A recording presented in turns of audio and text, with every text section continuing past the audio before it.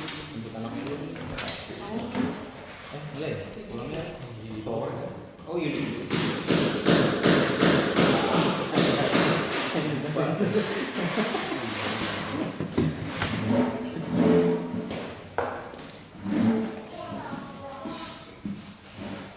Baik, langsung dimulai saja diskusi pada hari ini. Assalamualaikum warahmatullahi wabarakatuh. Selamat pagi. Perkenalkan, nama saya Kemal Fazal tadi, akan bertindak sebagai moderator di diskusi hari ini yang akan membicarakan tentang polemik RUU KUHP dan selainnya yang sedang terjadi akhir-akhir ini di Indonesia. Sudah bersama kita dua pembicara, Pak Ilham dan Pak Rido. Pak Ilham adalah mahasiswa PhD di Public Policy ya Pak? Iya. Di Curtin University. Dan Pak Rido adalah staf di Dewan Perwakilan Daerah Senayan. Untuk format acaranya nanti Pak Ilham dan Pak Rido akan memaparkan bagiannya masing-masing. Setelah itu nanti kita akan ada sesi tanya jawab sampai kira-kira jam 11.30.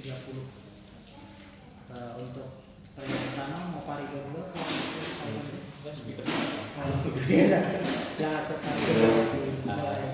Baik, assalamualaikum warahmatullahi wabarakatuh. Kenalan dulu, nama saya Rido. Kebetulan sebenarnya di sini sekalian mendampingi istri. Memang saya terakhir di panitia perancangan undang-undang di sekretariat DPD RI. Jadi sebagaimana kita langsung aja ya sambil mengalir. Sebagaimana kita ketahui kan sekarang di legislatif kita ada dua, memang ada DPR ada DPD. Dan memang dari segi kewenangan DPD memang agak masih jauh lah di bawah DPR karena ada satu tahap yang kita tidak bisa ikut, yaitu ikut mengesahkan undang-undang. Cuman untuk proses penyusunan perundang-undangan sendiri sejauh ini sebenarnya bisa dibilang kita hampir sama dan sudah mulai banyak terlibat di dalam tahapan-tahapan penyusunan. Jadi tahapan yang ada di DPD pun dilakukan di DPR sebenarnya. Jadi bisa dibilang sama proses penyusunannya. Nah, saya sendiri di panitia perancangan undang-undang mungkin apple to apple-nya kalau di DPR RI itu badan legislasi. Jadi mungkin saya paparkan aja sekalian. Memang ini nggak ada buat materi khusus. Jadi sebenarnya proses perancangan undang-undang di Indonesia itu yang paling yang menjadi dasar utama untuk proses pembentukan undang-undang itu adalah Undang-Undang Nomor 12 Tahun 2011 yang sudah juga sudah diubah juga kalau nggak salah. Tapi saya lupa nomor undang-undangnya. Cuman sifatnya perubahan, jadi bukan penggantian undang-undang. Nah, Undang-Undang Nomor 12 Tahun 2011 itu tentang pembentukan peraturan perundang-undangan. Jadi di sana sebenarnya sudah jelas dari awal sampai akhir seperti apa sih sebenarnya proses pembentukan undang-undang baik yang dilakukan oleh DPR, pemerintah maupun DPD RI. Karena di Indonesia sendiri kita mengenal undang-undang itu bisa disusun oleh 3 lembaga ini gitu. Oleh pemerintah, diusulkan oleh pemerintah, diusulkan oleh DPR, diusulkan oleh DPD, meskipun nanti pada proses penetapan itu akan diputuskan di DPR RI karena itu amanat Undang-Undang Dasar kita. Nah, di pasal 20 Undang-Undang Dasar. Nah, sebenarnya kalau kita karena ini berkaitan dengan apa ya polemik lah kalau dibilang polemik. Sebenarnya ini semua proses hal yang wajar, proses hal yang normal sebenarnya gitu. Cuman sayang sekali sebenarnya, termasuk saya kebetulan memang baru di DPD RI, baru 7 tahun di sana. Nah itu sejak era reformasi itu, termasuk waktu zaman saya masih kuliah, saya masih merasakan era reformasi, tapi saya masih kuliah. Itu kan kita melihat Senayan itu sebagai gedung apa ya, gedung sakral lah yang agak sulit untuk dimasukin, agak sulit nyelonong itu agak susah lah gitu. Padahal proses penyusunan, proses pembentukan undang-undang sendiri itu ada proses yang terbuka sebenarnya, bisa dipantau langsung oleh publik. Tapi mungkin informasi itu agak kurang tersampaikan, khususnya mungkin ke masyarakat yang punya concern dalam hal ini mungkin orang-orang yang akademisi gitu. Nah mungkin yang kita nggak tahu selama ini, yang mungkin sering kita luput, sebenarnya proses penyusunan perundang-undangan itu kan bukan hanya proses politik semata. Jadi di dalam Undang-Undang Nomor 12 sendiri tentang P3, kami biasanya menyebutnya Undang-Undang P3. Itu sebenarnya ada namanya lampiran 1, lampiran 2 sebagai bagian tidak terpisahkan dari undang-undang itu. Lampiran 1 itu sebenarnya ada yang dikenal dengan naskah akademik. Jadi penyusunan undang-undang itu adalah harus disertai dengan naskah akademik sebagai bagian yang tidak terpisahkan dari undang-undang itu sendiri. Jadi undang-undang bukan hanya produk politik gitu. Undang-undang produk politik iya pada saat memutuskannya itu adalah produk politik. Tapi kalau saya pribadi melihat dan kita dasari dengan undang-undang P3 ini, sebenarnya undang-undang itu ada produk akademis karena ada kita kenal namanya naskah akademik itu biasa kita sebut NA. Jadi naskah akademik itu sebenarnya saya kemarin juga minta tolong sama Mas Tony, sebenarnya kita udah saya coba share undang-undang P3 itu sendiri. Itu mungkin bisa dilihat di lampiran 1 undang-undang P3 itu kan ada sistematika penyusunan naskah akademik. Jadi ada pendahuluan, kajian teoritis, dan praktek empiris, bab 1, dan ini karena sudah tertulis di dalam undang-undang, itu mau tidak mau, suka tidak suka harus diikuti. Jadi tidak bisa tidak. Nah, dari yang pengalaman empiris yang pernah saya lakukan, yang pernah saya rasakan, jadi sebenarnya kemarin terakhir kita terlibat penyusunan. Jadi kalau di DPD sendiri kan dia ada komite-komitenya dan PPU. Jadi selain komite, PPU juga berhak mengusulkan rancangan undang-undang. Nah, kita kemarin menyusun rancangan undang-undang tentang hak wilayah masyarakat adat. Jadi itu ingin membuat turunan dari undang-undang pertanahan. Karena undang-undang UU PSDT kan sendiri masih sebagai payung hukum besar ya sebenarnya. Itu masih belum ada undang-undang turunannya. Nah, kebetulan kemarin saya dapat pengalaman yang berharga sekali karena informasi juga setiap penyusunan undang-undang kita ada yang namanya tim ahli. Tim ahli biasanya akademisi yang memang fokus di bidangnya. Kalau untuk hak wilayah masyarakat adat kemarin kita melibatkan Prof. Maria. Prof. Maria ini guru besar pertanahan di UGM. Beliau kalau nggak salah juga pernah jadi ketua BPN. Pokoknya dan beliau juga terlibat dalam penyusunan UPA itu sendiri. UPA itu kan kalau nggak salah tahun 3 ya, saya lupa tahun pastinya. Nah, itu prosesnya sangat akademis. Kalau kita bicara tahap di DPD sendiri penyusunan undang-undang itu, pertama kita nyusun NA tadi. Setelah nyusun NA itu sendiri kita ada namanya nanti uji empirik kita ke lapangan. Kita libatkan universitas, kita kirim naskahnya kita, ini loh seperti ini kita mau yang kita rancang, ada nggak masukan? Kita semacam brainstorming lah, seperti apa sih maunya, memang dengan keterbatasan dana dan dengan anggaran kita memang tidak melakukan di 34 provinsi kalau sekarang, tapi biasanya tergantung sub tema dari undang-undang itu. Kalau UPA kemarin sendiri kami ke Papua, ke Kalimantan misalnya, pokoknya ke wilayah-wilayah yang berdasarkan pengalaman beliau-beliau yang menjadi tim ahli ini sering ditemukan masalah-masalah pertanahan itu sendiri. Jadi kita ke sana dan atau mungkin kita ke sana untuk mengambil hukum adat yang pernah berkaitan tentang pertanahan sendiri gitu. Nah, itu kita ke sana. Terus setelah itu kita nyusun draft undang-undang, kita buat pasal per pasal turunan dari bab dari naskah akademik tadi. Misalnya NA yang pertama tadi bab satunya misalnya tentang pendahuluan gitu, terus nanti pendahuluan itu mungkin nanti ada di pasal berapa, terus bab keduanya juga seperti itu sampai ke bab penutup.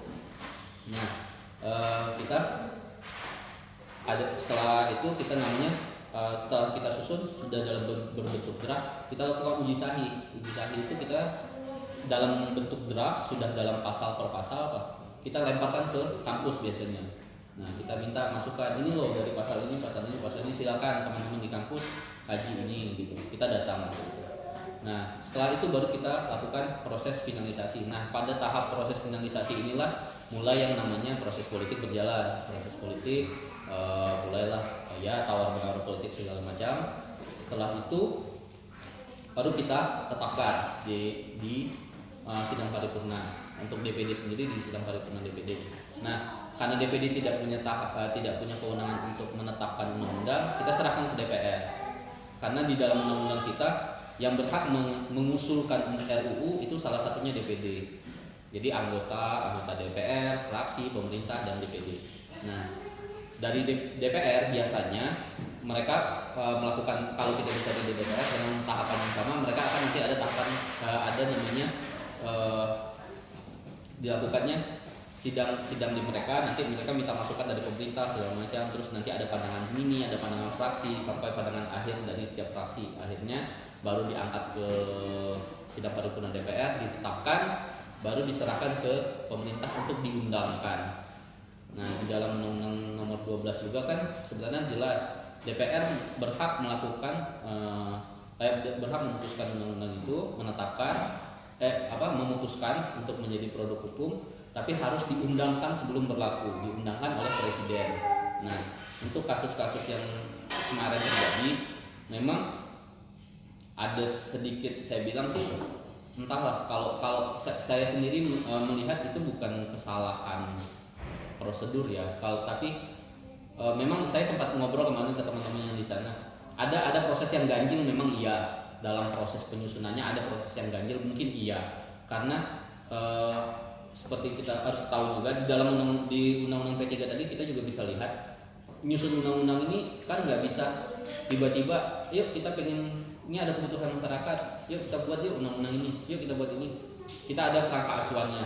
Kalau Pak Ilham di Kemenku kita punya guidelines besarnya itu undang-undang tentang perencanaan pembangunan nasional, itu ada kan DPR nomor 17 ya kalau nggak salah. Itu kan undang-undang, itu guidelines pembangunan kita nanti mau seperti apa. Nah, kalau di Senayan sendiri kita punya namanya Prolegnas. Nah, itulah mungkin yang kemarin kawan-kawan mungkin sempat dengar juga yang diributkan masalah Prolegnas itu program legislasi nasional.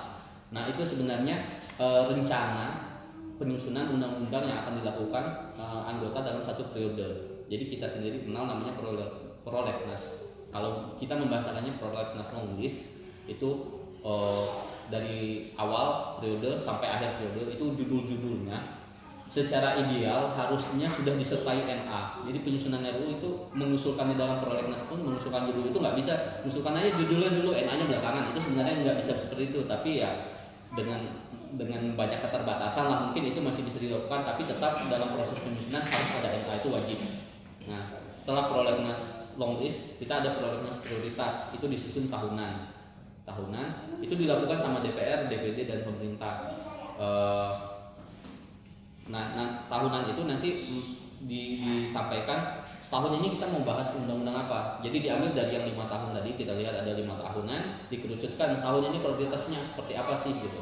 Itu ada prosesnya sendiri, Kenapa dari yang 5 tahun ini? Kalau terakhir saya tahu 218 kalau nggak salah undang-undang yang masuk di dalam Prolegnas tahun lalu, periode lalu, karena ini kan periodenya baru.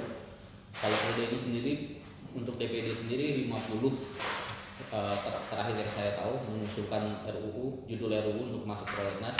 Entah berapa yang nanti disetujui masuk ke dalam itu, karena nanti Prolegnas dari DPD, DPR, dan pemerintah diadu, ada nggak yang sama. Kalau ada yang sama nanti dilihat lagi ini sebenarnya di ranah kewenangannya siapa.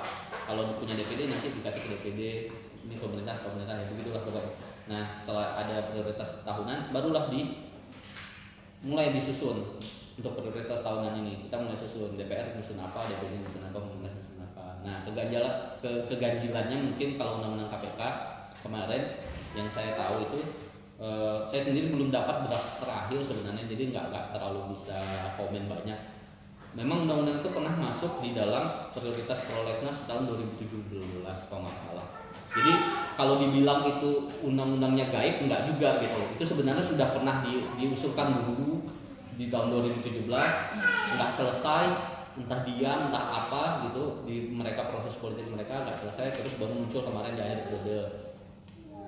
Lazim atau enggak? Sebenarnya memang tidak lazim. Salah atau tidak? Enggak salah benar, enggak benar-benar salah gitu. Tapi salah juga sebenarnya gitu. Gimana ya, pokoknya enggak sesuai dengan prosedur. Dibilang enggak sesuai dengan prosedur secara 100% ya enggak juga, karena itu sudah pernah dibahas, sudah pernah jadi. Itu sebenarnya biasa, kalau bahasa kami itu undang-undang luncuran, tapi tetap biasanya dimasukkan ke dalam prioritas Prolegnas di tahun berikutnya.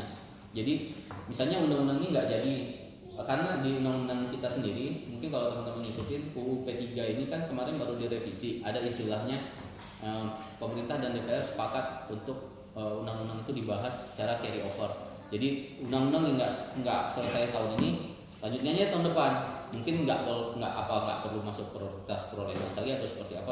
Saya belum baca undang-undang perubahannya, tapi itu bisa secara otomatis. Tapi kalau yang sekarang mungkin iya harus masuk ke prioritas dulu. Meskipun kami pernah melakukan itu di undang-undang wawasan Nusantara sama undang-undang kelautan, itu nggak selesai dalam satu periode kalau nggak salah, harus sempat dibahas lagi gitu. Tapi ya sebenarnya plus minus lah selama ini yang kita lakukan. Kadang-kadang undang-undang itu kan termasuk undang-undang KUHP, kalau kita bicara undang-undang KUHP itu kan udah tahun kapan tahu ya istilahnya, udah mulai dibahas, mulai disusun. Dan terus terang saya juga kemarin baru sempat baca sekilas. Menyusun undang-undang kan memang nggak segampang sebenarnya nggak segampang kita punya ide ini masukkan, karena memang ada naskah akademiknya dan nggak boleh jauh-jauh melenceng sebenarnya. Idealnya ya kita bicara, kita nggak boleh jauh-jauh melenceng dari naskah akademik itu, karena ya itulah landasan teori dari penyusunan undang-undang itu ada seperti itu. Nah, undang-undang KUHP sendiri seingat saya itu udah lama dibahas, lama banget dibahas dan terus dibahas, baru kemarin mau disahkan akhirnya ditolak. Nah, sayang ditunda. Nah, memang undang-undang meskipun produk hukum yang dasarnya ada sisi akademiknya dan diputuskan secara politik, kadangkala kalau saya pribadi melihat proses politik ini akan mengalahkan semuanya yang di belakang tadi. Itu yang sangat disayangkan. Nah, khusus kayak undang-undang KPK sendiri, paling kemarin saya sempat ngobrol sama Tony. Kalau KPK harus direvisi undang-undangnya, ya wajib, harus karena itu undang-undang udah lama. Waktu itu prosesnya semangat penyusunan undang-undang itu pun berbeda. Karena sesuai dengan tahun itu, mungkin kondisinya seperti apa. Karena ya seperti mungkin teman-teman di sini karena semuanya mahasiswa pasti tahu. Dalam proses penelitian kan kita melihat kondisi lapangan, kita mungkin ada banyak melakukan penyusunan dan kondisi lapangan waktu itu. Mungkin penelitian kita saat ini akan tidak sesuai dengan penelitian tahun-tahun berikutnya. Makanya mungkin di rekomendasi penelitian kan nanti juga ada, mungkin ini bisa jadi dasar atau seperti apanya kan. Nah, begitu juga undang-undang sebenarnya, karena prosesnya lebih kurang sama sebenarnya, hanya dibuat dalam bentuk pasal per pasal, dalam bentuk produk-produk hukum. Nah, terus undang-undang KPK ya memang harus direvisi, tapi mungkin ya balik lagi lah, karena ini proses politik harus mungkin memperhatikan kondisi politik. Dan memang idealnya sewaktu melakukan penyusunan undang-undang seperti kayak kemarin ada undang-undang keperawatan kita buat, misalnya kita undang semacam apa ya, persatuan perawat itu kayak ID-nya lah, tapi ID itu kita undang. Jadi maksudnya sebagai objek hukum itu kita undang terlibat. Nah, kalau kemarin kan dengarnya kalau dari berita-berita kan katanya KPK sendiri nggak dilakukan pelibatan, nggak dilibatkan dalam penyusunan itu. Memang bukan dilibatkan dalam penyusunan ya, tapi minimal kita itu ada tahapan, misalnya dalam penyusunan naskah akademik kan kita ada rapat-rapat. Kita kenal dengan rapat dengar pendapat umum, itu bisa dengan pemerintah, bisa dengan instansi stakeholder terkait, atau dengan pemerhati, akademisi, atau itu biasanya kita akan lakukan itu untuk gali brainstorming lah. Nah, itu mungkin tidak dilakukan. Nah, untuk undang-undang KPK sendiri seperti itu. Kalau undang-undang KUHP ya saya juga bingung ya, saya sempat membaca beberapa pasal. Kemarin saya sempat kirim juga ke Mas Tony, ada kawan yang membuat sandingan. Jadi kalau biasanya kita idealnya dalam penyusunan undang-undang perubahan, jadi undang-undang perubahan itu, ini saya agak lompat-lompat aja karena kalau menguraikan satu persatu akan panjang sebenarnya, dan memang keterbatasan ilmu juga mungkin saya. Jadi kalau undang-undang perubahan itu kita akan melakukan yang dirubah itu tidak satu undang-undang secara utuh. Jadi yang diubah mungkin kalau kamu lihat bisa melihat undang-undang perubahan tentang P3 sendiri. Itu hanya dicantumkan nanti di judulnya, ini adalah undang-undang perubahan tentang P3, pasal A diganti dengan ini, atau pasal ini dihapus, pasal ini, itu bunyi-bunyinya nanti di dalam undang-undang perubahan. Jadi nggak semuanya diubah. Nah, untuk itu biasanya kita buat sandingan itu undang-undang lama, undang-undang baru. atau RUU ya, sebelum jangan bilang undang-undang dulu, sebelum dalam proses ini kita buat dulu draft lama, draft baru. Jadi kita bisa lihat di draft lama ini muatan materinya masih perlu apa enggak. Kalau nggak perlu kita coret. Kalau misalnya masih perlu dan dengan penyesuaian, ya di undang-undang baru tetap muncul dengan penyesuaian. Misalnya kayak KUHP sendiri kan karena itu buatan Belanda, kalau lihat denda-dendanya itu kan paling cuma Rp100, Rp400, sekian, ya enggak tidak memberikan efek jerah lah gitu. Nah mungkin diperbarui dengan sekarang. Nah undang-undang KUHP sendiri kalau dia boleh bicara sedikit, saya memperhatikan, saya melihat proses politiknya dan mungkin entah pilpres kita yang kepanjangan ya, jadi nafas pilpres itu masih dibawa ke undang-undang ini. Saya sendiri melihat sebenarnya kemarin itu ada poin utama yang kemarin sempat diributkan, masalah undang-undang penghapusan kekerasan seksual yang katanya itu undang-undang sangat mendukung LGBT, zina dan segala macam. Kalau kita perhatikan di undang-undang KUHP sekarang itu sudah sangat dibatasi. Misalnya saya ambil contoh misalnya masalah LGBT aja. Di undang-undang KUHP yang lama itu ada bahasanya perasaannya itu orang dewasa. Orang dewasa itu berarti 18 tahun ke atas. Berarti LGBT hanya bisa dikenakan ke pasal yang orang dewasa yang melakukan terhadap anak-anak waktu itu. Terhadap anak-anak. Jadi kalau orang dewasa dengan orang dewasa itu tidak bisa dikenakan KUHP waktu itu. Nah, dengan KUHP baru dihapus dengan terhadap anak-anaknya. Itu. Terus itu kan luput karena saya lihat dalam protes-protes ini, demo-demo ini saya lihat yang dikedepankan kan pasal penghinaan presiden. Ya itu makanya tadi saya bilang masih di bawah tuh nafas-nafas pilpres tadi gitu. Padahal kalau kita perhatikan lagi dalam hukum kan ada delik aduan dan ada delik non aduan. Delik non aduan seperti pasal penghinaan presiden itu, kalau kita menghina, ngata-ngatain terus presidennya nggak ngelaporin ya nggak masalah. Itu delik aduan.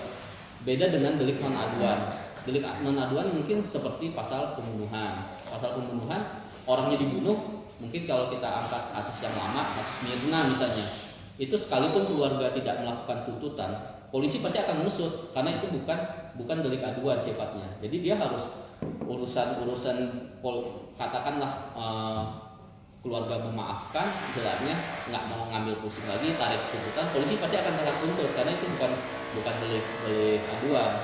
Dia sifatnya delik non aduan. Jadi dia harus karena di dalam KUHP orang yang membunuh dikenakan pasal sekian. Nah, itu harus dikejar sama polisi. Nah, itulah untuk undang-undang KUHP. Terus masalah pasal zina aja. Pasal zina kalau kita perhatikan juga di undang-undang yang lama zina itu hanya dilakukan suami istri gitu. Kalau sekarang sudah dibuang frasa itu, akhirnya mau dia sudah menikah mau tidak menikah itu dikenakan pasal zina, bisa dikenakan. Tapi balik lagi ini delik aduan. Kalau ada yang ngaduin dengan ada saksi-saksi kan kita bisa lihat, kalau nggak salah di undang-undang yang baru saya lihat orang tua, suami, istri atau anak kalau nggak salah yang di atas 18 tahun. Nah itu jadi sebenarnya kalau untuk, makanya kemarin saya sempat ngobrol sama Mas Tony juga, dalam proses undang-undang ini iya ada yang janggal, ada yang ganjil gitu, tapi tidak semuanya salah gitu. Nah sangat disayangkan mungkin dari sisi pemerintah juga ada salahnya dalam sosialisasi undang-undang, tapi yang namanya hukum buat saya sih, buat saya pribadi memandang hukum itu bukan kita harus menunggu sosialisasi, tapi kita harusnya mencari kayak undang-undang tentang jalan aja. Kita kan banyak nggak tahu, misalnya peraturan di jalanan, taunya kalau udah kena tilang aja baru kita sibuk gitu kan. Harusnya kan sebelumnya kita bisa cari tahu dulu gitu. Nah kadang-kadang kawan-kawan mahasiswa yang baru-baru juga, saya masih beberapa kali kontak dengan adik-adik di mahasiswa juga, saya bilang coba kalian datanglah lihat ini proses penyusunan undang-undang di Dewan ini. Enggak. Dewan bukan di Senayan itu bukan gedung yang susah untuk dimasuki. Mungkin lebih susah masuk ke kantornya Pak Ilham sekarang daripada ke Senayan sekarang ya. Karena harus ada security segala macam. Kalau kayak kita, kalau di kita ya masuk aja, ikut aja kan, kita ada jadwal. Memang iya diakui masih ada banyak kekurangan karena tidak publis mungkin dengan jadwal penyusunan undang-undang ini sedang tahap apa sampai tahap apa. Tapi kalau di DPR sendiri nggak perlu masuk ke ruang sidangnya, tinggal nongkrong di depan gedungnya, ada TV-nya, dia sedang RDPU, sedang RDP, apa sedang itu ada biasanya. Dan kalau sifatnya bukan penyusunan anggaran, biasanya tidak akan sifatnya tertutup. Karena kalau anggaran biasanya memang dari DPR bareng Kementerian Keuangan, biasanya memang itu sifatnya tertutup. Nah itu aja paling yang apa ya, yang disayangkan dengan proses ini gitu. Apalagi ya demonya sendiri sebenarnya tidak salah karena itu diatur, dijamin dalam menyampaikan kebebasan berpendapat dan berekspresi ada undang-undangnya sendiri, itu boleh-boleh saja gitu. Tapi ya balik lagi lah, budaya literasi kita mungkin yang masih terlalu kurang. Akhirnya kalau saya sendiri pribadi sama bekerja di sana ya, kita nggak semuanya setuju dengan perilaku anggota dewan, enggak, tapi tidak semuanya dari mereka juga buruk gitu. Jadi ya kita ini aja, ideal aja melihatnya, begitu mereka baik ya baik, kalau tidak baik ya tidak baik gitu.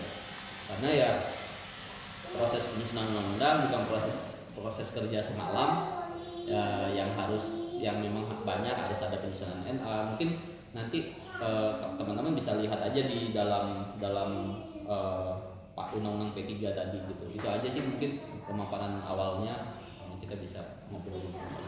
Siap, terima kasih Mas Rido atas penyampaiannya tentang proses pembuatan undang-undang dari sudut pandang orang yang di Senayan langsung.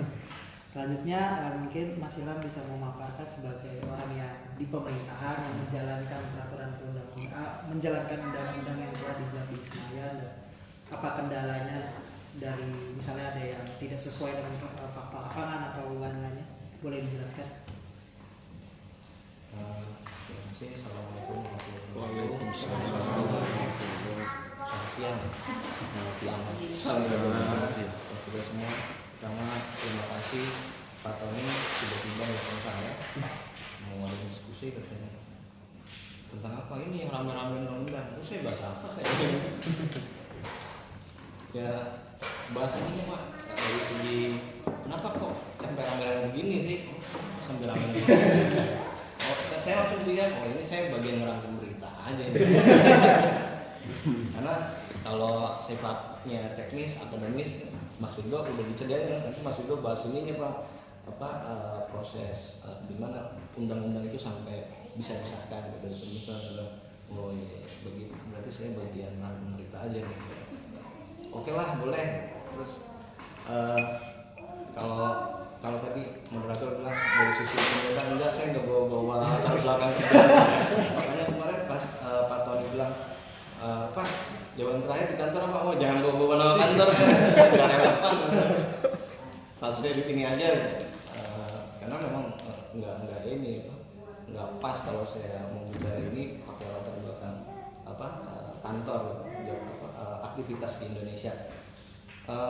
Pertama kalau terkait pertanyaan kenapa sih sampai jadi rame gitu kan, maka secara garis besar itu yang mau saya sampaikan ada dua hal. Pertama, ini gara-gara proses, yang kedua substansi. Kalau kita bicara proses tadi 2017, kalau suara-suara yang bilang KPK mesti direvisi undang-undangnya itu kan udah lama. Ini udah dari 2000 sebelumnya pun sudah sempat disuarakan.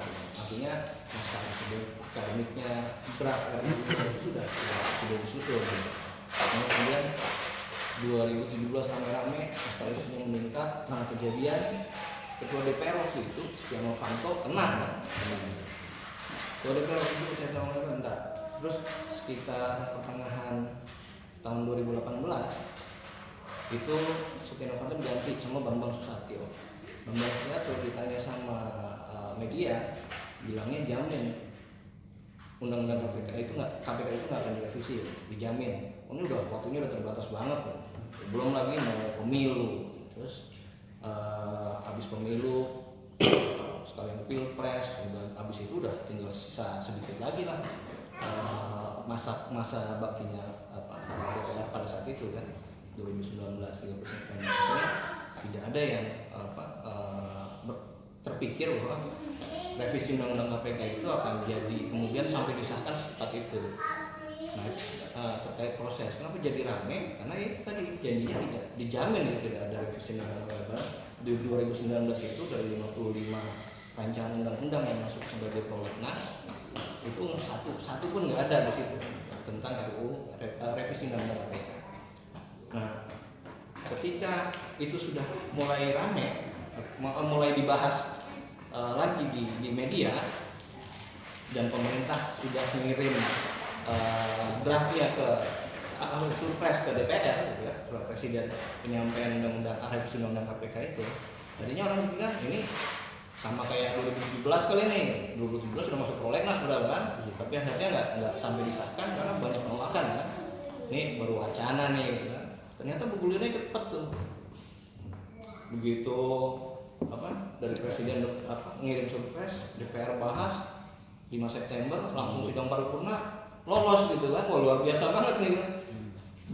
Bisa dibayangkan nuansanya ketika sebelumnya, beberapa bulan sebelumnya, atau bahkan ditarik tahunan ke belakang ya, beberapa tahun ke belakang, pembelahan politik di Indonesia itu luar biasa besarnya.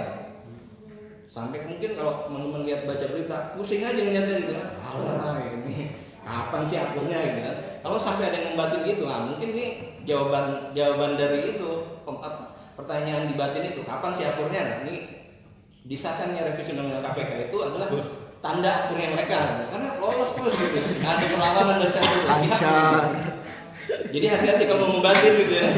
Jangan sampai kapan nih mereka akur, nanti kejadiannya kayak gini nih. Terus kemudian ketika sudah disahkan, itu pasca disahkannya itu akan ada dua kali sidang paripurna lagi itu sampai 30 September. Di bulan September itu ada 3 kali kalau nggak salah. Nah, baru pas tanggal 23 mahasiswa demo kan, muatan yang dibawa terkait pemicunya itu pertama merasa kecolongan revisi undang-undang KPK itu kan, bunyinya cepet banget. Terus yang kedua ada rancangan undang-undang lain yang rencananya akan disahkan di 2 sidang paripurna terakhir kan, termasuk RUU KUHP. Nah, kenapa kemudian masanya jadi besar banget, eskalasinya meningkat ya? Tadi pertama pemicunya sih kalau saya lihat, kalau dari sisi proses, pemicu utamanya revisi undang-undang KPK yang ajaib itu. Terus kenapa RUU KUHP, kemudian RUU pertanahan, terus lembaga masyarakatan itu juga dimasukkan dalam isu, karena pada akhirnya kalau kita bicara tentang narasi aksi massa di lapangan itu enggak semudah juga ayo kita aksi di jalan, enggak juga.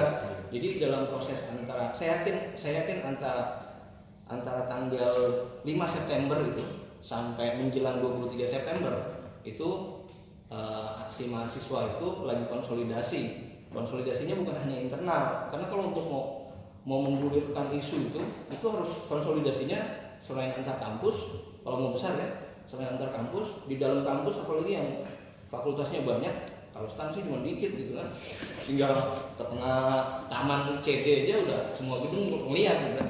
Nah kalau kayak UI, ITB gitu kan, itu mereka harus datengin tuh satu-satu tuh fakultasnya tuh untuk diskusi tentang isu, terus agitasi masanya gitu kan, sampai kemudian tanggal 23 akhirnya turun lah itu semua.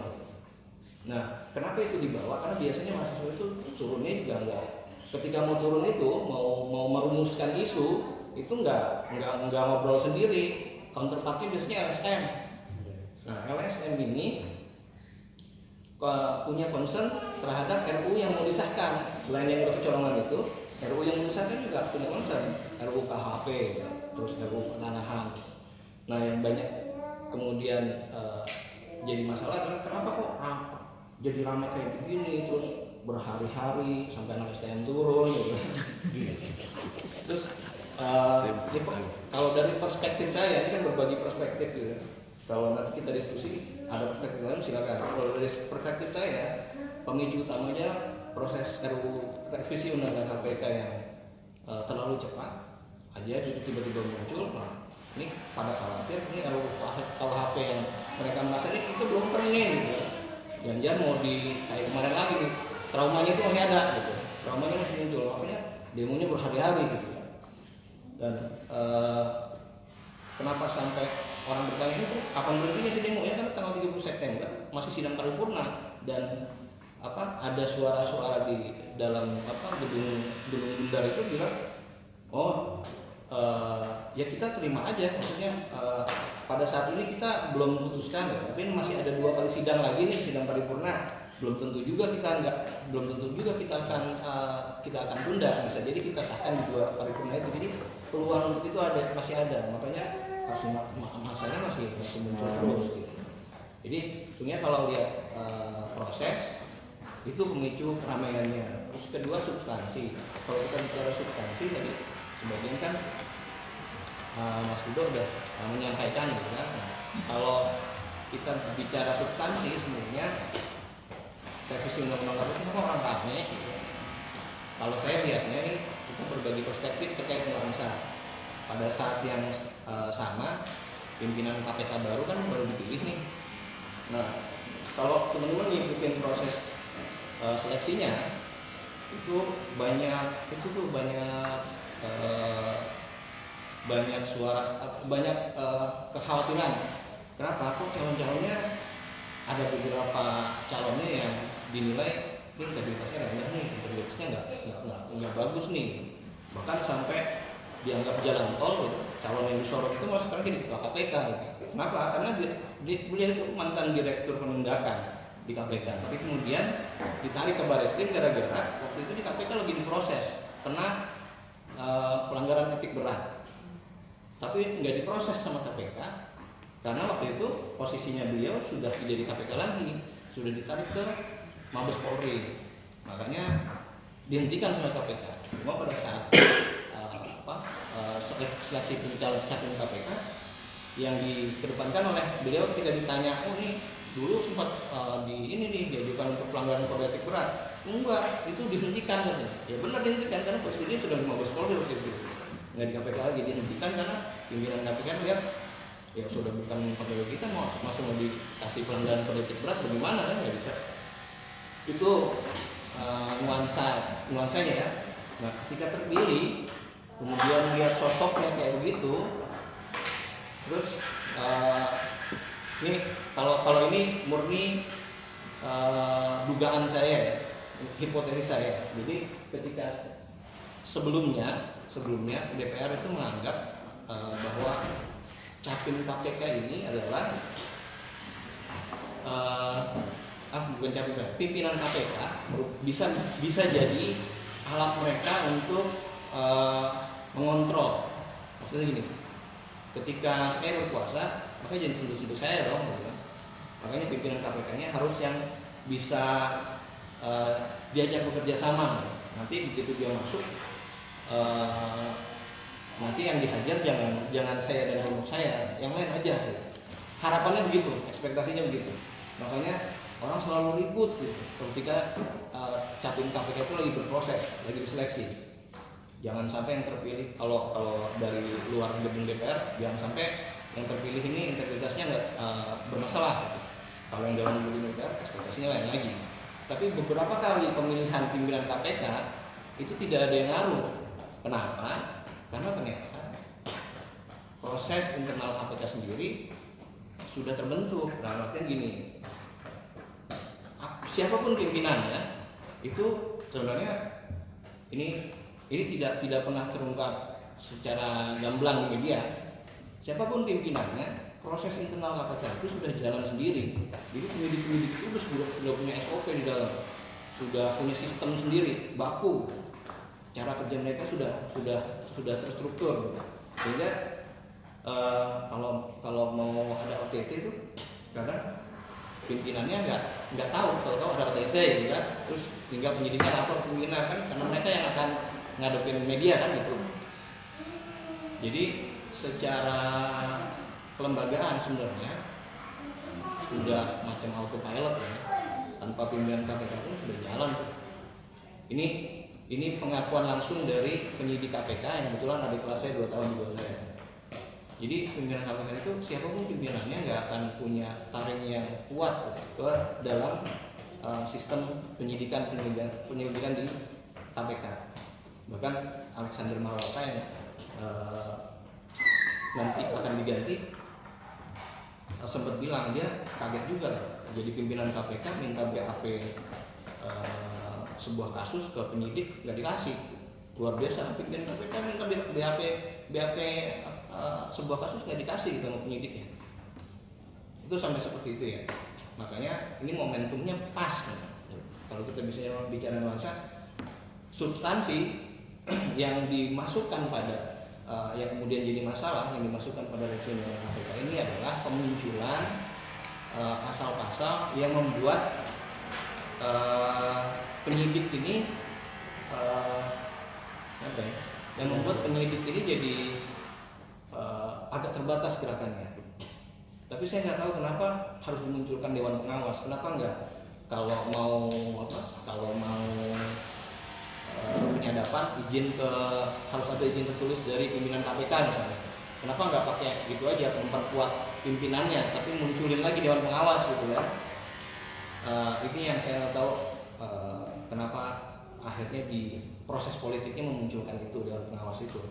Tapi bisa jadi karena saya kan nggak baca juga draft pada saat 2017-nya itu, bisa jadi memang dimunculkannya itu karena sudah menganggap ini pimpinan KPK udah nggak bisa ngapa-ngapain nih gitu kan, penyidik udahlah munculin aja nih Dewan Pengawas nih gitu ya. Munculin aja Dewan Pengawas supaya nanti proses penyidikannya bisa lebih terkontrol. Itu nuansanya ya kalau saya lihat dari isu substansi. Terus dari sisi independensi kelembagaan dan mau menganggap KPK ini sebagai bagian dari pemerintah, artinya pegawainya itu jadi ASN. Kalau selama ini kan pegawai KPK itu memang ada yang diperbantukan, ASN yang diperbantukan, tapi ada rekrutmen pribadi, ada rekrutmen dari KPK sendiri yang statusnya bukan ASN. Yang dikhawatirkan adalah ketika itu jadi lembaga eksekutif, tidak bagian cabang dari pemerintah, cabang dari eksekutif, independensinya terhadap pemerintah itu udah nggak ada lagi. Kalau sekarang positioningnya adalah KPK itu ad hoc di luar pemerintahan. Nah itu substansi yang kedua terkait independensi tadi. Pertama terkait pemunculan Dewan Pengawas gitu ya, yang ternyata Dewan Pengawas tadi kan selain syarat untuk jadi Dewan Pengawas itu lebih rendah daripada requirement pimpinan KPK, ini yang dipertanyakan. Ini padahal di atasnya pimpinan ini. Kenapa standar spesifikasi yang dimintanya itu di bawah pimpinan KPK, padahal posisi dia nanti di atas pimpinan. Terus kedua, ketika dia nanti jadi Dewan Pengawas terhadap pimpinan dan jajarannya, kenapa kok standar integritasnya itu juga speknya masih di bawah pimpinan KPK, lebih loose lah daripada pimpinan KPK. Nah itu polemik terkait substansi. Kenapa revisi undang-undang ini jadi aneh banget tuh. Jadi kalau saya melihat dari sisi proses sama substansi, memang pemicu utamanya adalah revisi undang-undang KPK yang ajaib, kemudian muncul, ya kalau saya lihat dimunculkan karena memang momentumnya pas gitu. Ada pimpinan KPK yang baru, yang kebetulan yang terpilihnya bukan kebetulan sih, yang terpilihnya, pimpinan KPK yang terpilihnya itu adalah orang yang sebenarnya sudah punya cacat gitu di mata penyidik internal KPK sudah punya cacat lah gitu. Jadi isunya digabungkan dengan rancangan undang-undang yang lain, terutama KUHP yang kemudian itu jadi bahannya banyak, traumanya masih ada lah. Jangan sampai nih KUHP diginin juga nih, jangan sampai KUHP disahkan juga. Padahal sebenarnya tadi kalau saya bilang ini kan proses akademisnya ada, terus ada proses pembahasan dan segala macam. Sebenarnya kalau kalaupun ini RUU KHP ternyata memang sudah ditunda ya, kemudian dibahas lebih lanjut, saya nggak yakin di antara masa yang turun ke jalan ini kemudian akan tetap satu suara. Di antara masa yang turun ke jalan itu, kalau kita bicara detail tentang masing-masing pasal yang bermasalah di RUU KHP itu, mereka akan punya persepsi yang berbeda, pandangan yang berbeda terkait ini saya setuju, ini saya enggak. pasal ini saya setuju, pasal ini enggak. Di dalamnya banyak sekali yang saya yakin di antara masa yang belum berjalan itu punya masih tetap punya pandangan yang berbeda. Cuma karena sekarang common ground-nya adalah tolak dulu, tunda dulu, maka mereka bareng-bareng gitu. Tapi nanti kalau kita bicara substansi, pertentangan bagaimana bunyi pasal itu seharusnya, itu nanti terpecah lagi. Jadi ya untuk saat ini ya kebetulan common ground-nya dari sisi superficial gitu kan, tunda RUU, kemudian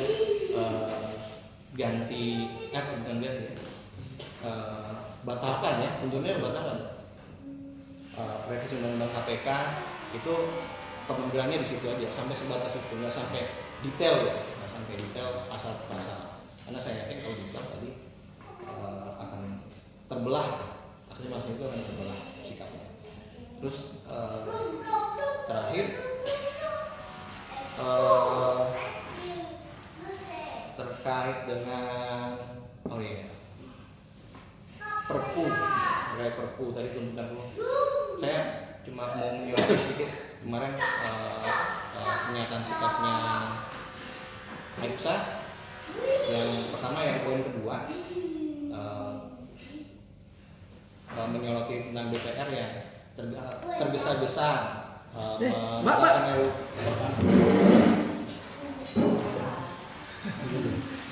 Katanya pointernya ada tergesa-gesa dalam mengesahkan RUU pertanahan, pembangunan masyarakat di KUHP. Kalau saya kurang merasa redaksionalnya kurang pas, karena sebenarnya yang tergesa-gesa itu adalah pada saat revisi undang-undang KPK itu. Soalnya RUU yang disebutkan di poin 2 itu masuk prolegnas. Udah masuk prolegnas itu udah siap kejar tayang tuh. Sementara RUU revisi undang-undang KPK itu nggak masuk prolegnas di 2019 ini ya. 2019 ini masuk prolegnas, tiba-tiba muncul langsung tayang. Itu kalau perspektifnya ya bicara tergesa-gesa dari sisi proses ya, yang tergesa-gesa itu revisi undang-undang KPK, yang lainnya itu sebenarnya udah dibahas. Masalah ternyata pasal per pasalnya itu masih ada yang belum firm. Kalau dibilang tergesa-gesa secara substansi bisa jadi, kalau memang ternyata proses pembahasannya tidak sempurna gitu ya. Masih ada yang mengusul ini jangan seperti ini, tapi ternyata pasalnya masih muncul, masukannya tidak dilihat. Tapi karena kalau dilihat dari si perspektif proses, kalau saya bukan yang tergesa-gesa itu ya sebelum KPK.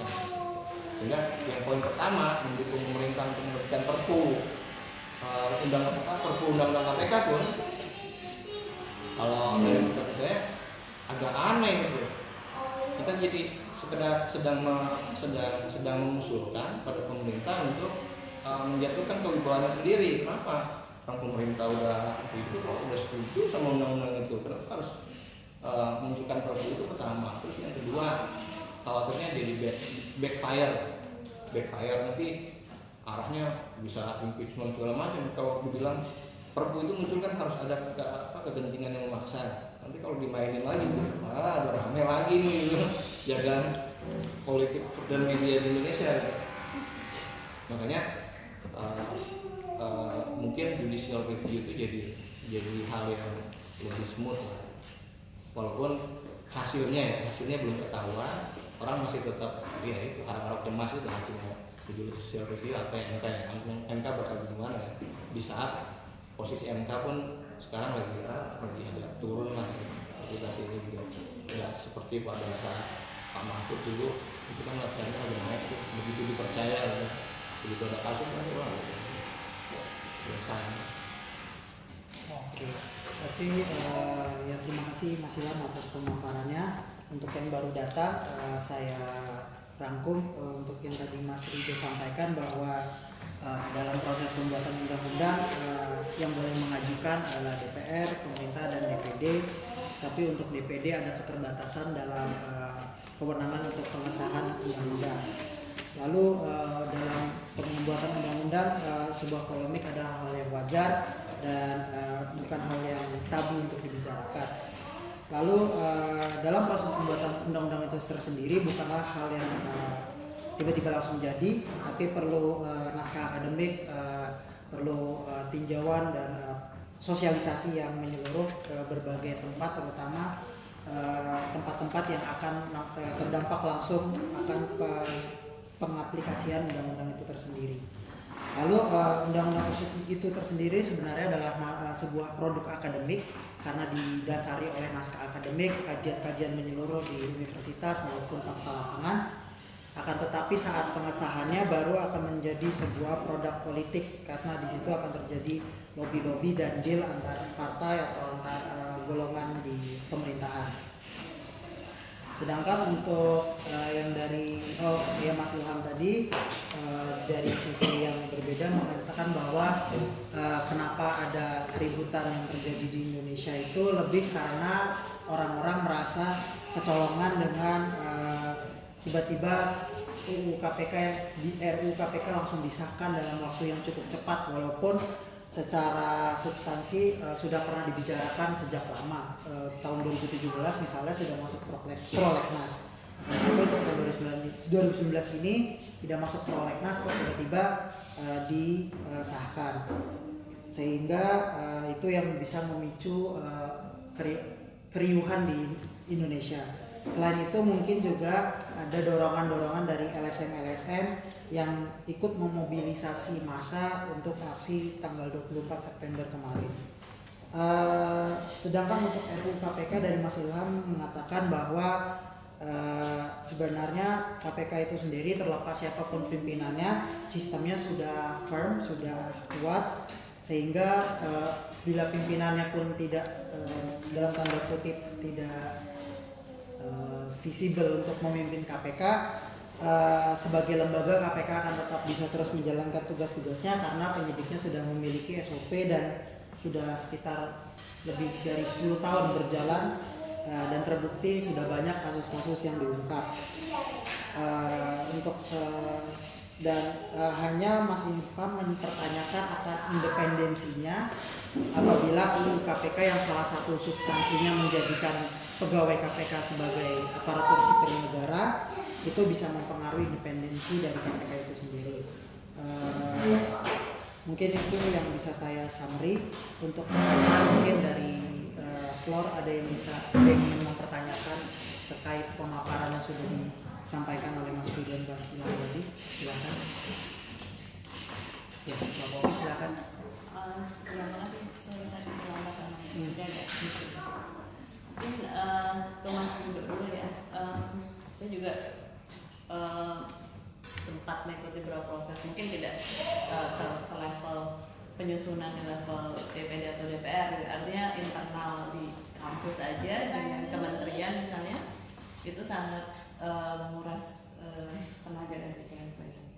Mungkin agak terlepas dari konteks yang ada, saya cuma pengen tahu. Jadi sebenarnya di UI sendiri ada sedikit polemik untuk undang-undang penyusunan kompetensi, which is itu sebenarnya akhirnya memanas dan sekarang juga kayaknya menjadi menjadi perdebatan yang sangat kacau. Jadi mungkin ingin sharing aja, tadi sempat di-mention juga terkait PPNU ya. Kalau untuk ini terkait dengan kompetensi sarjana kesehatan masyarakat sebenarnya untuk kemudian melegalkan uji kompetensi itu sebagai satu yang mandatori di level akademik. Mungkin minta sharingnya.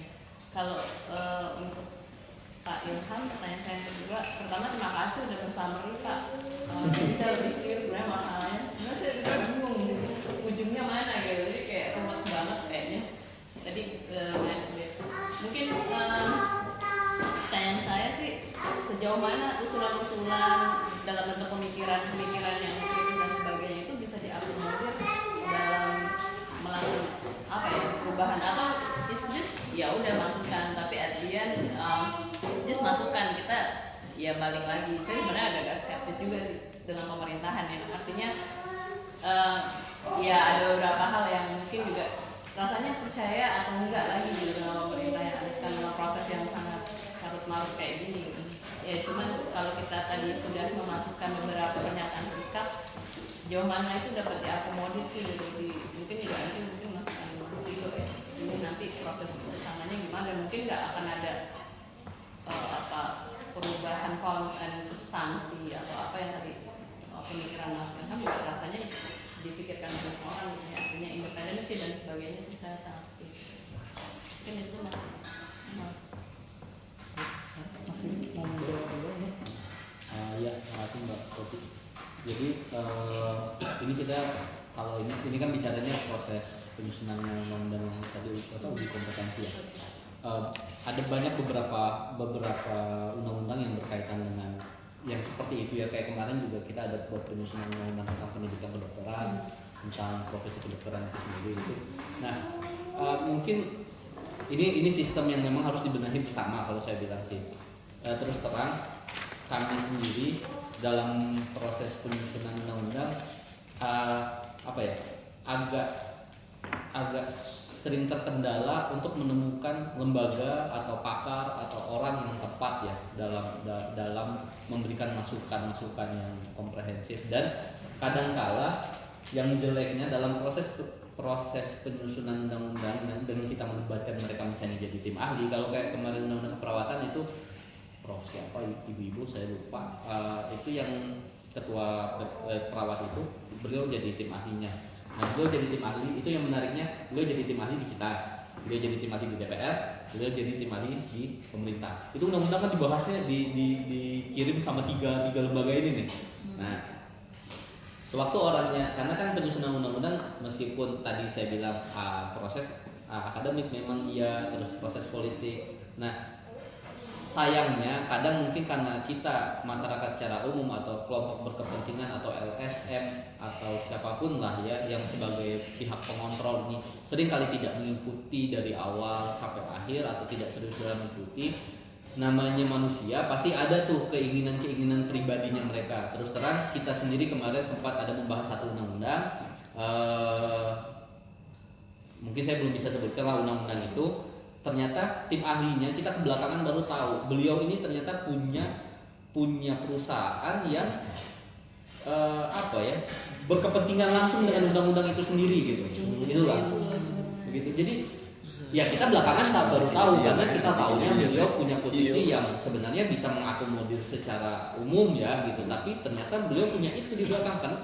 Karena kita juga melihat kok ini arah pengaturannya agak sedikit menguntungkan pihak tertentu ya gitu kita pikirkan. Tapi ya karena kalau dari kita kan karena memang prosesnya alasannya logis apa. Nah makanya itu tadi saya bilang sayang sekali kita di sini masih menganggap urusan penyusunan undang-undang itu urusan Senayan, kita tinggal tunggu jadi, tapi nanti begitu jadi baru heboh bareng-bareng nih gitu.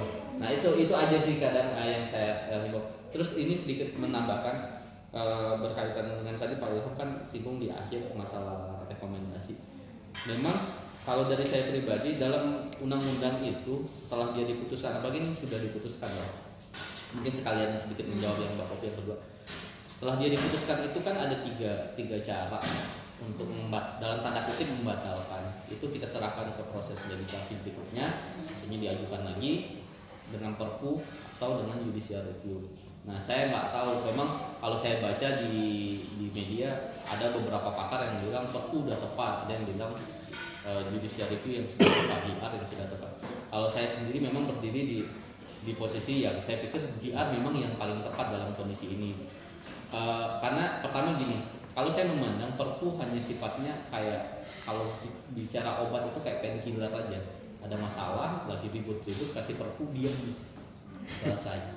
Nah, diam kan. Kadang kita yang lupa, mungkin kita bisa lihat nanti di dalam undang-undang P3 itu kan Perpu itu sendiri dalam proses selanjutannya, sewaktu dia ingin ditetapkan menjadi undang-undang, berarti untuk mesahkannya ya, itu yang perlu dia gini, Perpu itu bukan hak veto dari presiden untuk membatalkan satu undang-undang. Jadi dia membatalkan sewaktu itu, menunda mungkin atau mengganti atau sifatnya. Tapi dia harus ditetapkan menjadi undang-undang selanjutnya. Setelah itu dia harus ditetapkan menjadi undang-undang.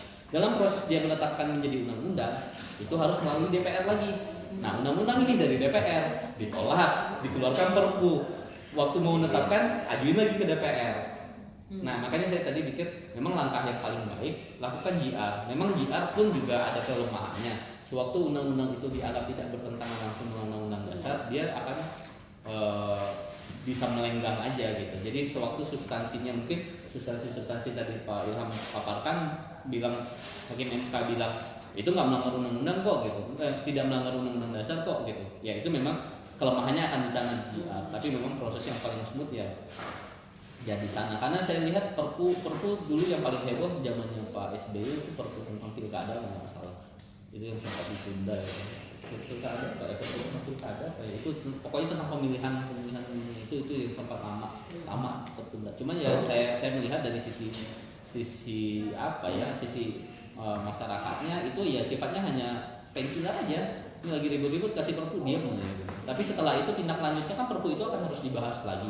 Karena aturan tentang perpu sendiri di dalam undang-undang P3 kita itu tidak jelas muaranya, sejauh apa sih sebenarnya perpu ini, selama apa sih, karena dalam undang-undang P3 sendiri ada bahasanya ketentuan lebih lanjut dalam penyusunan perpu ditetapkan melalui keputusan presiden. Berarti kita memang harus merujuk dalam keputusan presiden. Nah, tolak ukurnya pengeluaran perpu juga sangat subjektivitas dari presiden. Suatu presiden bilang genting, tapi gentingnya sejauh apa itu presiden lah yang tahu gitu.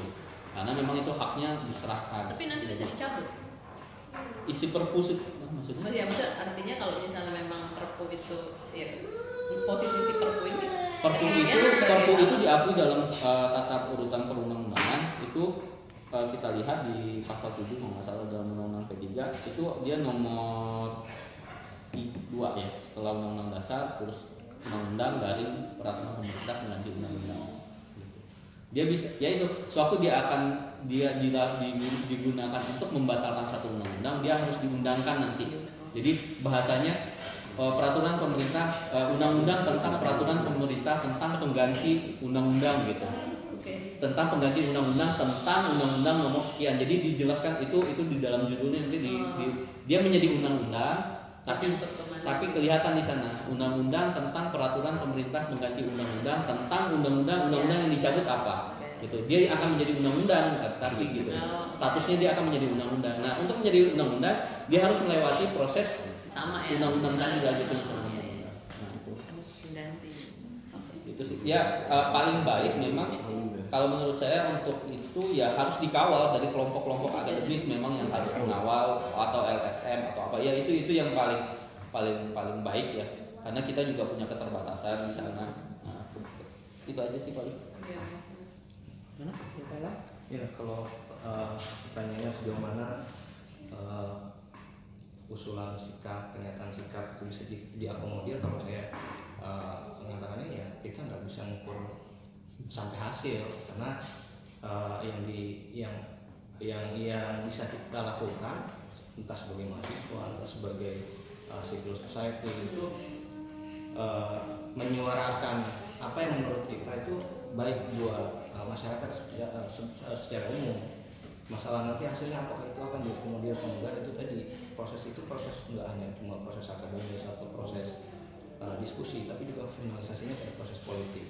Tapi setidaknya ketika kita menyuarakan hal itu, kita menyatakan sikap bahwa kita harus begini, kita pengen begini, kita akan dicatat dalam tinta sejarah bahwa kalian bersuara, oke. Setidaknya begitu aja. Tapi kalau sampai berharap, karena saya ingat ini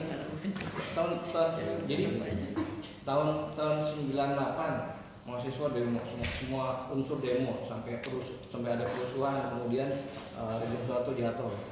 Nah terus pasca 98 tuh ada kegundahan di gerakan-gerakan mahasiswa dengan mengacu pada 98. Biasanya kalau mereka tolak sesuatu atau mendesak sesuatu itu kata-katanya masih pakai turun tuh kan, turun gitu kan. Nah padahal proses demokratisasi ini sudah jauh berbeda.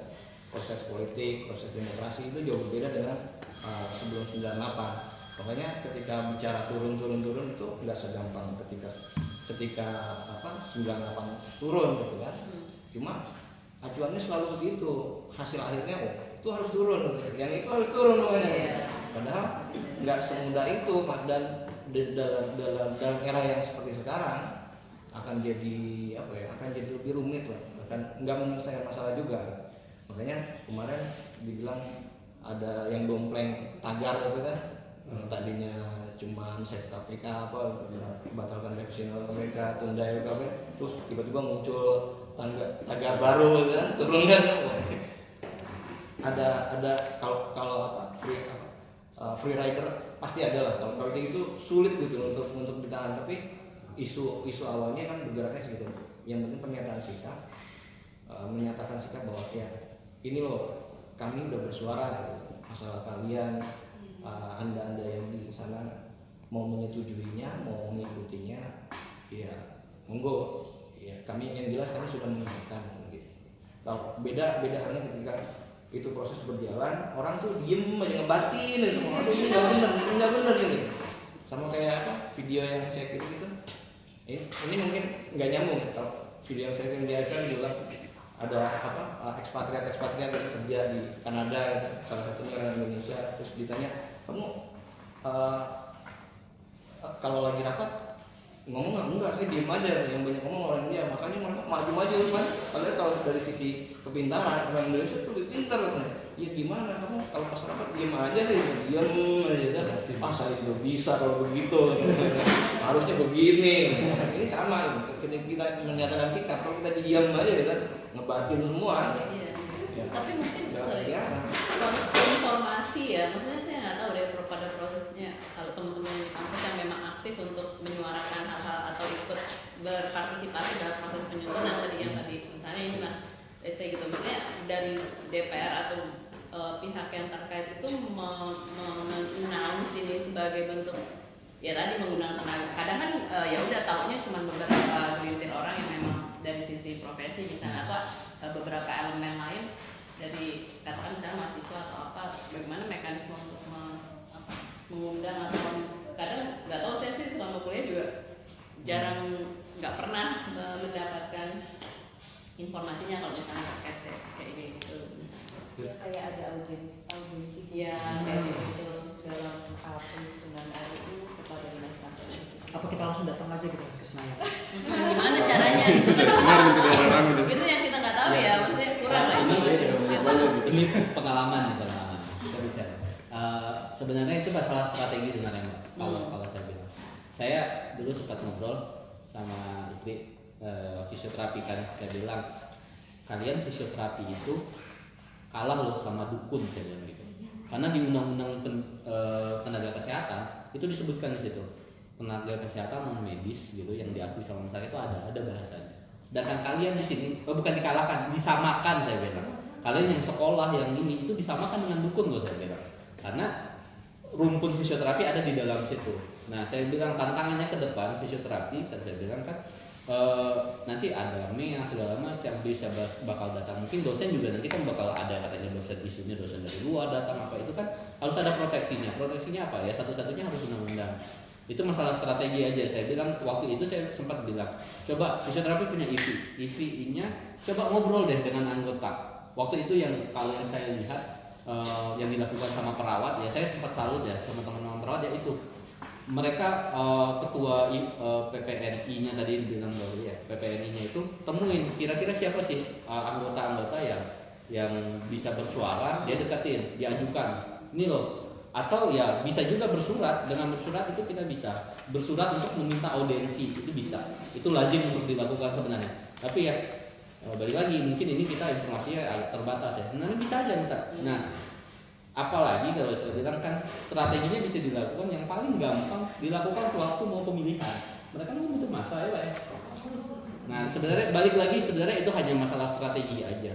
Mereka kan butuh masa, misalnya kita coba gulirkan isu ini, tolong angkat ini nanti dengan itu dan nggak tahu, saya latar belakangnya ilmu sama kayak mirip-mirip dengan apa ya administrasi negara. Kita bilang kalau itu hal yang wajar sebenarnya, ada deal politik dalam proses bernegara, itu hal yang wajar dilakukan antara civil society dengan kelompok elit. Dan itulah negara terjadinya juga karena ada itu gitu, ada kesepakatan di civil society untuk bergabung, terus civil society mengangkat elit. Nah mungkin memang kekurangannya kita anggota dewan kita kan agak jarang menjemput bola atau, nah mungkin memang saat ini saatnya harus kitanya masyarakat umum yang harus giat untuk mendekati. Nah memang salurannya ya dekatin aja 3 saluran ini yang berhak untuk mengajukan undang-undang, pemerintah, DPR dan DPD gitu. Nah itu kemarin yang dilakukan oleh teman-teman perawat, dan itu pun kalau nggak salah belum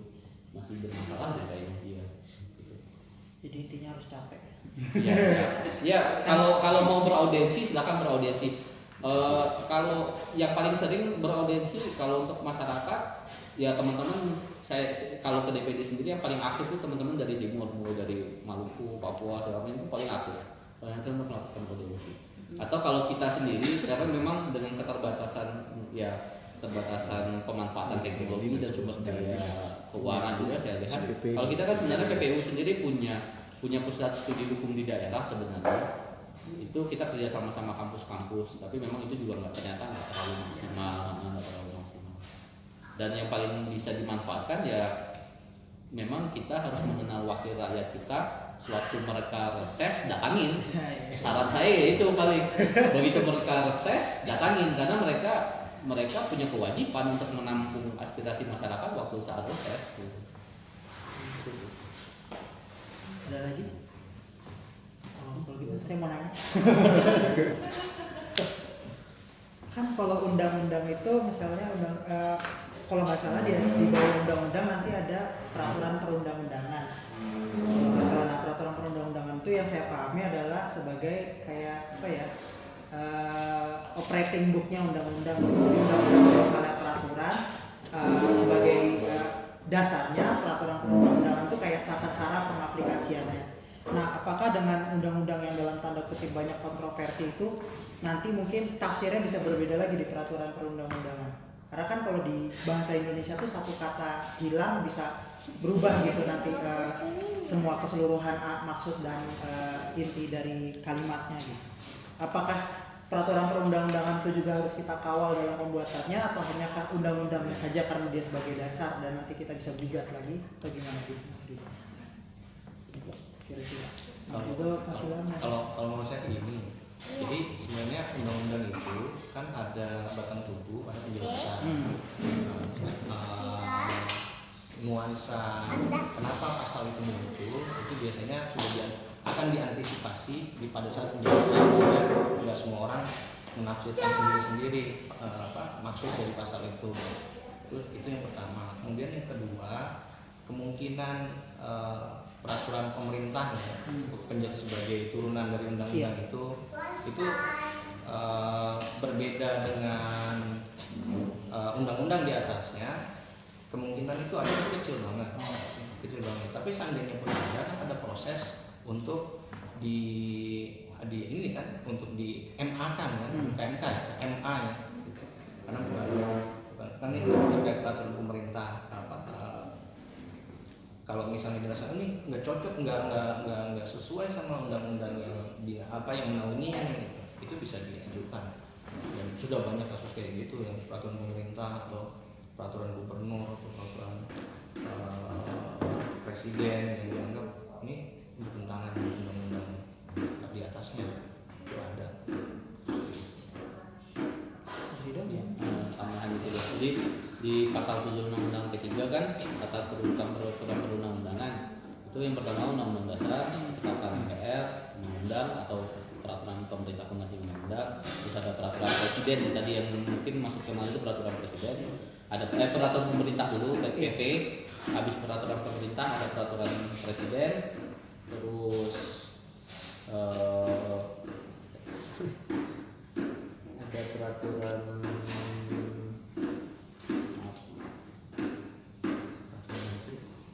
permen ya Pak ya, permen dan ya itu bisa dilihat di pasal sebelumnya. Berarti peraturan perundangan itu peraturan pemerintah, peraturan presiden, perda dulu. Nah, perda peraturan daerah provinsi sama peraturan daerah kabupaten. Nah itu yang namanya peraturan yang diakui dalam hierarki peraturan perundang-undangan.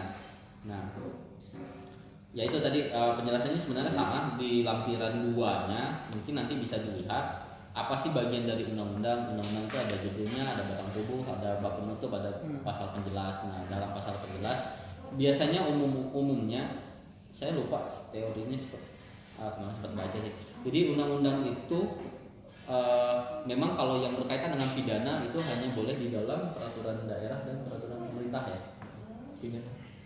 Maksudnya denda yang ada. Itu kan aturan turunan dari undang-undang ya.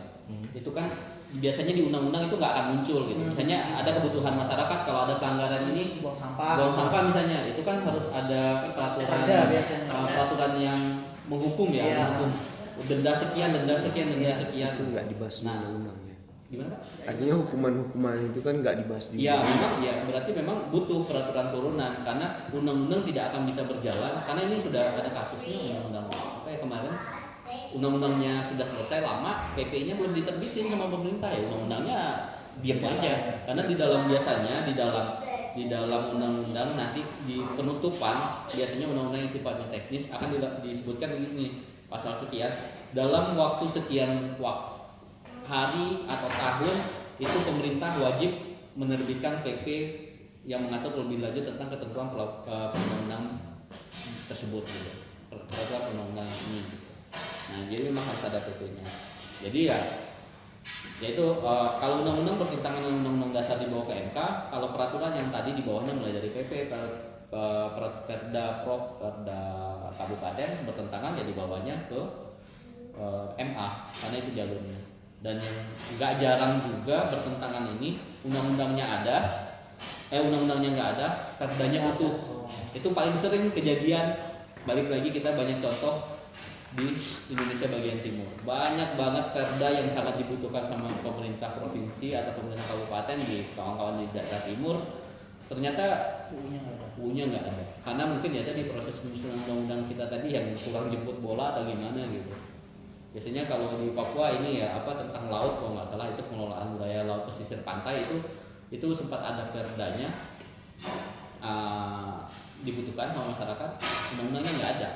Jadi akhirnya dicari-cari nih mana nih masuknya mana gitu. Ya itu mungkin dalam proses aja sih yang kurang. Saya tambahkan sedikit lah pertanyaan dari saya juga, sedikit aja. Jadi sebenarnya diskusi ini kenapa ada awalnya dari ya Kemal melihat kok Aibsa tidak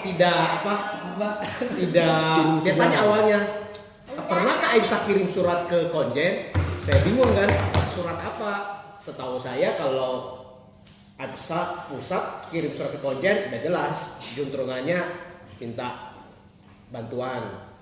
Nah, dia bilang dengan kondisi bangsa sekarang ini, PPI lain sudah keluar surat pernyataan sikap, surat dari Jermannya, dari Belanda sudah. Nah, kok Aibsa belum? Nah, kalau dari poin saya kan, kalau saya kan nggak ngerti beginian nih. Nah, akhirnya setelah yang waktu itu yang Pak Ilham sama yang Pak Ridwan udah siapa dulu yang upload yang pernyataan sikap dari Mata Garuda tuh, dari alumni LPDP kan. Setelah alumni LPDP dari Mata Garuda itu upload bikin pernyataan sikap, barulah Aibsa Pak Ridwan minta dari Yudap Kevin untuk mendraftkan pernyataan sikap Aibsa. Habis itu diedit, di-revise sama Pak Ridwan, kemudian dikeluarkanlah pernyataan sikap dari Aibsa. Nah kebetulan kan Aibsa Kerti kan namanya sama dengan Aibsa Pusat juga kan. Yang nggak ada kan kayak Murdok, Muisa dan PPIA Western Australia. Kalau dari pandangan Pak Ilham dan Mas Rido terhadap isi yang dibikin itu seperti apa sih? Ya tadi kan Pak Ilham juga udah bilang ya, kalau cuma sudah tercatat sebagai sejarah, sudah pernah bikin bersikap ya, padahal ya itu surat entah siapa yang baca, dikirim ke Konjen atau enggak saya juga nggak tahu. Dikirim ke Konjen iya karena saya juga yang bertugas mengirimkan, tapi setelah itu kan kita nggak tahu kan setelah itu ngapain. Nah saya ingin dengar dari pendapatnya Mas Rido sama Pak Ilham dengan isi-isi seperti itu bagaimana sih? Ya singkat aja sih. Kalau saya ini protapnya itu biasanya kalau kita bikin surat pernyataan sikap sebelumnya itu kita udah siap dengan network media terutama, karena kalau mau menyatakan sikap itu harus ada corongnya. Jadi kalau kita nyatakan sikap kalau nggak ada corongnya, kalau kita minimalis, kalau mau minimalis ya minimal corongnya ya organisasi gitu. Yang tahu ya paling sekitar sini aja. Tapi setidaknya orang-orang sini tahu AIPSA sudah bersikap. Tapi kalau mau lebih luas lagi, ya networking yang memang harus disiapkan. Jadi kalau mau menyatakan sikap itu harus tidak hanya harus siap dengan substansi isinya, gitu, tapi juga harus siap dengan kontak person networking yang mau kita tuju. Gitu. Karena di sini kan ada wartawan jurnalis antara, gitu kan, itu harusnya udah siap-siap di itu apa? Bisa siap-siap di sounding. Bisa mungkin menyatakan sikap. Tolong bantuin publish ya dalam berita itu ya apa dua hal penting yang mau yang protapnya kayak gitulah kalau pernyataan sikap kita ini tercatat dalam cerita sejarah gitu. Nggak bisa bikin pernyataan sikap terus publish di website sendiri Ya. itu masih belum tersiar dong sebenarnya ya. Kan Ya. udah di lintas Papua. Oh iya. Ini apa kebetulan yang mesti presidennya diperhatikan mau juga bayar. terkait Ya, dengan momentumnya. belum Momentumnya. Kadang kalau hal-hal kayak gitu tuh momentumnya cepet banget, eskalasinya berubah. Hari ini begini, ada perubahan begini, kemudian ada resonansi dari negara kayak begini, dari pemerintah kayak begini, responnya kayak begini. Lu berubah lagi tuh di lapangan. Jadi eskalasinya meningkat, jadi harus dilihat momentumnya juga, jangan sampai kenapa yang lain itu selain punya corong ya, yang punya siap dengan networkingnya untuk publish pernyataan sikapnya, momentum mereka pas gitu, cepat gitu. Kalau ini kemarin kejadiannya pekan ke-3 September kan ya, pengesahan revisi undang-undang KPK itu awal September. Nah itu kalau pernyataan sikapnya mungkin keluar setelah revisi undang-undang KPK itu langsung muncul dengan networkingnya pas, itu momentumnya dapat. Tapi kalau ketika yang lain sudah muncul ini bukan jadi buat mungkin ya, kalaupun networkingnya kuat, kontak person itu ada, bagi redaksinya ini bukan barang baru lagi nih, gitu. Udah banyak kok yang pernyataan sikap, jadi kita kasih sampel aja gitu kan. PPI Jerman, Belanda, yang sini udahlah nggak usah lah, ini sama kok ini, gitu. Biasanya kayak gitu. Momentum, ngambil momentum, jadi jangan kelamaan juga. Mas Dito. Iya. Nambahin sedikit. Paling ya pernyataan sikap perlu, karena memang itu ya saya pikir sekecil apapun perbuatan, kalau yang penting yang pasti nggak ada yang sia-sia itu aja sih sebenarnya memang. Cuma memang ya balik lagi ke masalah strategi tadi ya. Strateginya ya memang secara umum aja sih saya gambarkan, memang saya meminta kalau bisa ya, di sini kan kita dengan latar belakang yang berbeda-beda ya. Mulai pedulilah dengan produk, dengan kondisi yang ada di negara, khususnya kalau di bidang akademis, mulai pedulilah dengan undang-undang yang ada. Itu aja kalau saya bilang, karena kadang-kadang kita itu agak, kalau terus terang kalau saya memang dari kuliah memang sudah di ilmu di FISIP, kita sudah akrab dengan hal-hal yang seperti itu. Tapi kadang-kadang kalau kawan-kawan yang latar belakang mungkin di tenaga kesehatan, yang dokter apa, itu urusan politik, itu urusan orang hukum. Enggak seperti itu, karena ya tadi balik lagi tadi, undang-undang ini ada prosesnya, semuanya melibatkan banyak pihak, dan nggak bisa orang politik semuanya diserahkan untuk buat undang-undang tentang kesehatan, undang-undang tentang ini ya ada spesialisasinya lah masing-masing gitu. Nah untuk pernyataan sikap tadi ya balik lagi, kalau bisa memang kawan-kawan juga terapkan banyak strategi. Mungkin memang di kita sekarang apa ya, fungsi dari anggota dewan, atau mungkin kalau kayak di Amerika senator itu nggak terlalu, suaranya itu nggak terlalu gaung, tapi nggak ada salahnya dicoba gitu. Mungkin disebarkan melalui link-link yang ada, mungkin dikirim atau paling tidak apa di email ke websitenya dewan atau websitenya media, atau ya memang itu balik ke strategi aja sih. Jadi mulai peduli saja sih kalau saya bilang, harus dimulai dengan semuanya itu harus dalam mulai peduli, nggak cuma dengan karena ada momentum. Sepertinya KPK ini kalau saya bilang ya iya, KPK sangat dibutuhkan untuk pemberantasan korupsi, tapi isu lain di luar itu mungkin tentang BPJS, tentang pendidikan, tentang itu akan jauh lebih penting gitu, karena ya itu jauh lebih penting gitu. Kita nggak bisa nampilkan itu gitu aja. Itu aja sih. Oke. Terima kasih. Zafrana juga udah nggak sabar. Dan kebetulan juga sudah lewat waktu. Sekian diskusi dari AIPSA. Semoga kita semua bisa mendapatkan manfaat. Mungkin nanti kalau ada pertanyaan bisa langsung kontak ke Mas Ilham atau Mas Ridonya langsung. Ya terima kasih.